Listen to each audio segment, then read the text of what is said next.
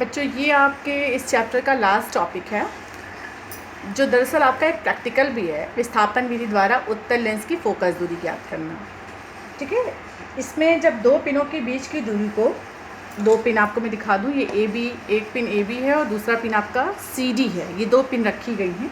ठीक है, इन जब दो पिनों के बीच की दूरी को किसी उत्तल लेंस की फोकस दूरी के 4 गुने से अधिक होती है, उनको ऐसा रखा जाए, तब उन दोनों पिनों के बीच उत्तल लेंस की ऐसी दो स्थितियां आएंगी। उत्तल लेंस की ऐसी दो स्थितियां हम प्राप्त कर सकते हैं जब एक पिन का जो वास्तविक और उल्टा प्रतिबिंब है वो आपके दूसरे पिन पर बनेगा।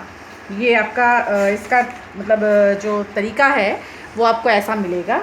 ठीक है, अब अगर दोनों पिनों के बीच की दूरी को हम ए से डिनोट करें, ये देखिए यहाँ मैंने दिखाया है कि एक लंबी लाइन ए दिखाया है मैंने आपको। ठीक है, तो अगर हम इसे ए से डिनोट करें और इनकी बीच की ये दो स्थितियाँ हैं, एक ये पहली स्थिति है L1, दूसरी स्थिति है L2, इन दोनों के बीच की स्थिति D से डिनोट करें तो इसके बीच एक सूत्र आता है, वो होता है F = a² - d²/4a। और इसी सूत्र का हम लोग आज डेरिवेशन करेंगे। तो सबसे पहले आप ये समझ लीजिए कि हमने एक लेंस लिया, और ये आपका, मैं आपको बता दूं कि प्रैक्टिकल मेथड है आपका पूरा। ये हमने एक लेंस लिया, इसकी फोकस दूरी हम अनुमानित रूप से निकालेंगे। अनुमानित रूप से कैसे निकालेंगे? इसको किसी भी बल्ब के नीचे या सूर्य के प्रकाश में ले जाएंगे, और अगर हम धीरे धीरे नीचे कागज़ रख लीजिए, उसको धीरे धीरे उठाएंगे तो आपको सूर्य का या बल्ब का एक बहुत ही क्लियर इमेज दिखेगा।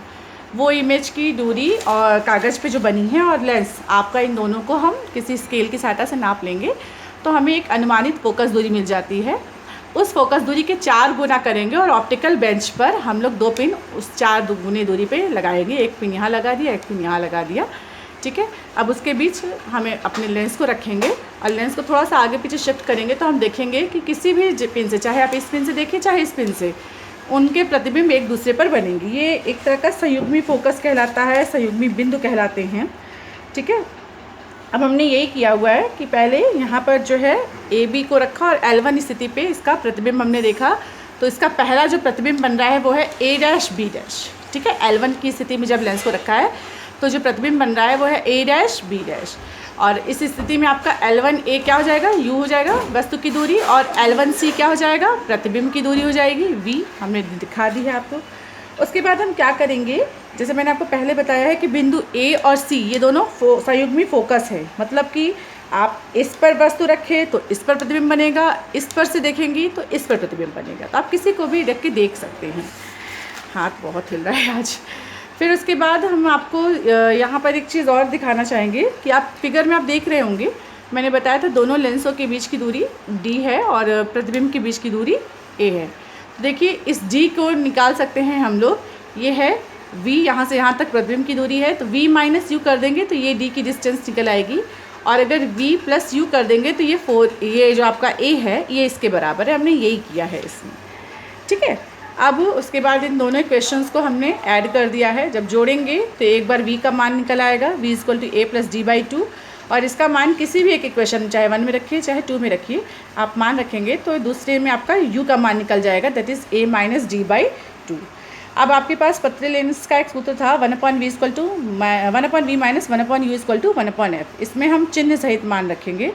चिन्ह सहित मान रखने का मतलब हो गया कि आप किसी भी स्थिति में मान रहे हैं तो U जो है आपका नेगेटिव हो जाएगा, V पॉजिटिव हो जाएगा आपका। या अगर आप लेंस की दूसरी स्थिति से लेंगे तो U पॉजिटिव हो जाएगा, V नेगेटिव हो जाएगा।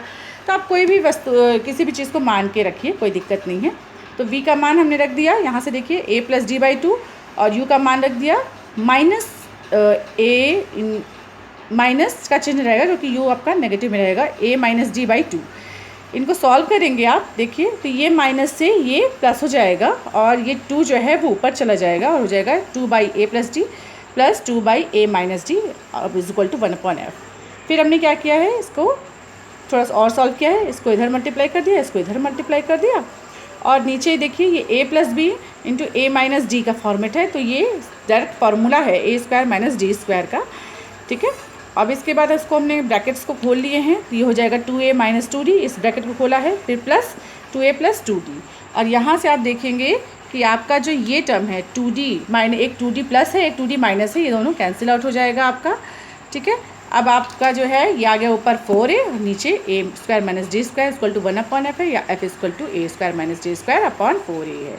ये आपका वो डिज़ायरेबल सूत्र है जो हमें निकालना था, ठीक है। और इसी पर आपका विस्थापन विधि के बारे में इसकी पूरी बातें की गई हैं।